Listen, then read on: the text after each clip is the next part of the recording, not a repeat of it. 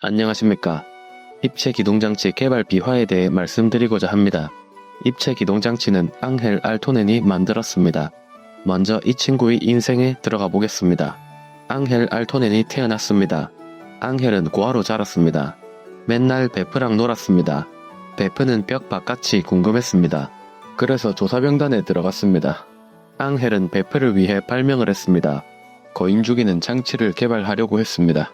그러던 어느 날 거인 신봉자가 문을 열었습니다. 맘몬이 들어왔습니다. 이때 앙헬의 조수가 죽었습니다. 앙헬은 미완성 장치로 맘몬을 유인했습니다. 벽 밖으로 끌어냈습니다. 이후 혼자 조사를 다녔습니다. 복수하려고 했습니다. 그러다가 조사병단 원정에 참여하게 됐습니다. 거기서 거인 하나를 붙잡았습니다. 그때 맘몬이 나타났습니다.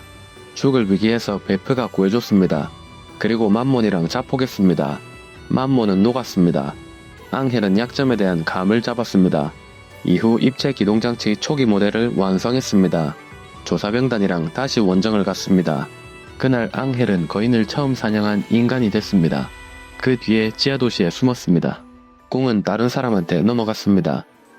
이제 시간을 조금만 돌리겠습니다. 거인 신봉자가 문을 열었던 날이었습니다. 맘몬이 왔습니다. 사람들을 먹었습니다. 나중에는 토했습니다. 토사물에는 임산부도 있었습니다. 시체에서 아이가 태어났습니다.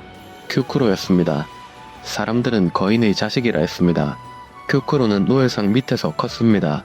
그리고 어떤 갑부에게 팔렸습니다. 갑부는 자기 아들 샤비의 샌드백용으로 샀습니다. 그 뒤로 샤비는 큐크로를 종종 팼습니다. 큐크로는 반항을 안 했습니다. 이게 샤비를 빡치게 만들었습니다.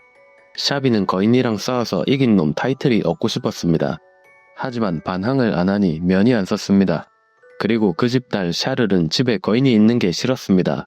하루는 칼을 들고 죽이러 갔습니다. 근데 앞만 봐도 인간이었습니다. 그래서 밥도 주고 교육도 시켰습니다. 탈출 계획도 세웠습니다. 그렇게 2년이 지났습니다. 샤를이 정략 결혼을 할 때가 됐습니다. 상대는 남봉꾼이었습니다. 샤를은 결혼하기 싫다 했습니다. 큐크로는 같이 튀자 했습니다. 샤를은 오케이 했습니다. 근데 탈출 전에 거인 신봉자들이 이 집을 습격했습니다. 큐크로를 잡아갈라 했던 겁니다. 그때 샤비는 빡쳐서 큐크로를 조로로 만들었습니다.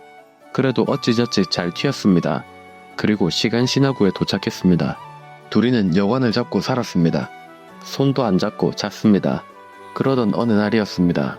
조사병단이 원정을 간답니다. 큐크로는 몰래 따라갔습니다. 지가 진짜 거인이 맞나 확인하고 싶었습니다. 그리고 네임드 거인 오거를 만났습니다.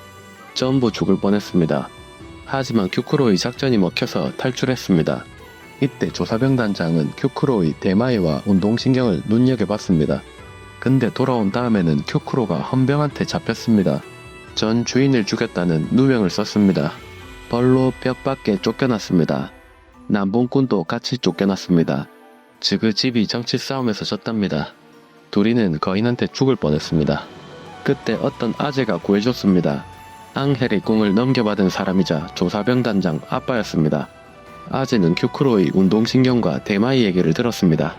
그리고 입체 기동장치를 다룰 수 있을 거라 생각했습니다. 당시 장치는 지금이랑 달랐습니다.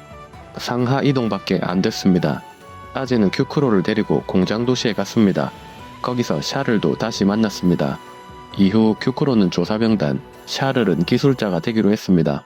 샤를은 옛날 발명왕 밑에 들어갔습니다. 옛날 발명왕은 입체 기동장치를 개량했습니다. 좌우 이동 기능도 추가했습니다. 이제 무게가 2배가 됐습니다. 어려웠습니다. 큐크로는 이걸로 연습을 조금 한 다음에 남봉꾼이랑 벽 밖에 나가봤습니다. 하지만 거인은 잡지 못했습니다.